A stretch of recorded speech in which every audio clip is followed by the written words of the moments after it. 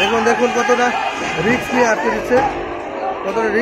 দিচ্ছে, আবার আটকে দেওয়ার চেষ্টা হচ্ছে। এখানে কি বিষয় আন্দোলন সেটা এখনো ক্লিয়ার না, তবে বেশ কিছু গাড়ি এখানে ছেড়ে দেওয়ার পরে আবার রাস্তা আটকে দেওয়ার যে দৃশ্য সেটা আমরা দেখতে পেলাম। আসসালামু আলাইকুম। এই মুহূর্তে আমরা দাঁড়িয়ে আছি স্কয়ার মাস্টারবাড়ি এলাকায়। এখানে আব্দুল গনি মাস্টার উচ্চ বিদ্যালয় অ্যান্ড কলেজের শিক্ষার্থীরা এই মুহূর্তে মাস্টারবাড়ি এলাকায় সড়ক অবরোধ করে তারা আন্দোলন পরিচালনা করছে। মূলত আন্দোলনের যে মেইন টপিকটা সেটা এখনও জানা যায়নি, কিছুক্ষণের মধ্যে হয়তো আমরা এই বিষয়টা কনফার্ম করতে পারবো। তো তার আগে আপনারা দেখতে পাচ্ছেন যে এখানে রোড পুরাটাই ব্লক।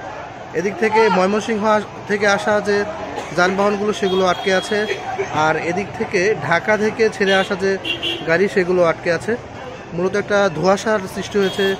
কী বিষয়ে আন্দোলন সেটা এখনও জানা যায়নি, কিছুক্ষণের মধ্যে হয়তো আমরা জানতে পারবো। এখানে নাটকীয়তা চলছে, আবার ছেড়ে দেওয়া হয়েছে। এটা আসলে কি হচ্ছে সেটা এখনও বুঝতে পারছি না।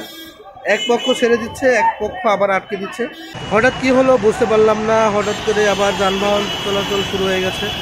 ছাত্ররা ময়মনসিংহর দিকটা ছেড়ে দিয়েছে লেন। এবার আপনারা দেখতে পাচ্ছেন যানবাহন চলাচল শুরু হয়ে গেছে। তীব্র যানজটের যে পরিস্থিতি সেটা সারা বাংলাদেশে ঢাকা ময়মনসিংহ মহাসড়কের যে প্রত্যেকটা পয়েন্টে এখন ভয়ঙ্কর অবস্থা বিরাজ করছে। আজকে সকালে আপনারা জানতে পারলেন যে গাজীপুরের মালিকের বাড়ি এলাকায় শ্রমিকরা বেতনের দাবিতে আন্দোলন করছে।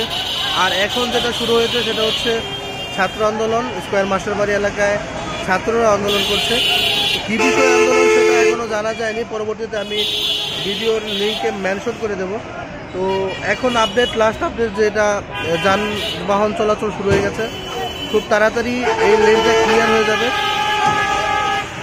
পরবর্তীতে ছাত্রদের সাথে কথা বলে যা জানতে পারলাম, ঘটনার সূত্রপাত Abdul Gani master school and কলেজের প্রিন্সিপালকে বরখাস্ত করাকে কেন্দ্র করে। এখানে ছাত্ররা দাবি করছে কিছু সংখ্যক সুযোগ সন্ধানী শিক্ষকের যোগসাজশে তাদের প্রিন্সিপালকে অন্যায়ভাবে পদত্যাগ করতে বাধ্য করা হয়েছে, যার প্রতিবাদে শিক্ষার্থীদের রাস্তায় নামতে দেখা গেছে।